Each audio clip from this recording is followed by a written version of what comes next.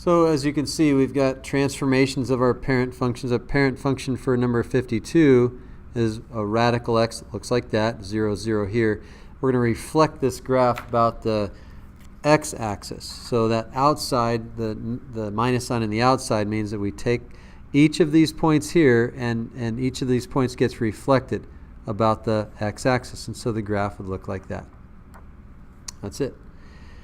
Now, the original graph y equals 1 over x looks like this. The h is 0, so x equals 0 is a vertical asymptote. The k is 0, so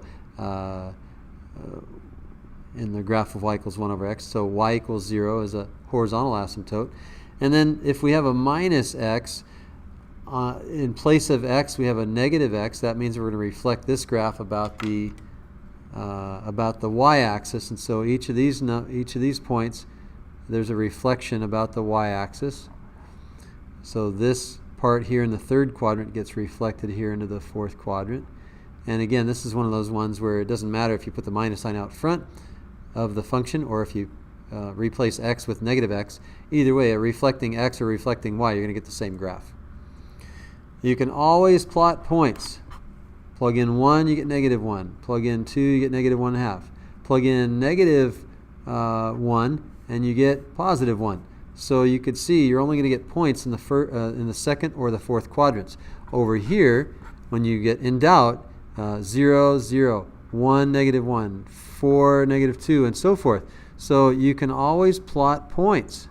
You should never miss a graph problem because you can always resort to plotting points. But it's, I think, way more fun if we identify the h and the k. Well, for the absolute value function, we see that the h is negative 1 because negative 1 is being subtracted from x. So when it's x plus 1, it means it's like x, it's not like, it is exactly x minus negative 1. And x minus negative 1 means that h is negative 1. K, the number on the outside, is our k value. Negative 1, negative 3 then is our vertex of our absolute value function.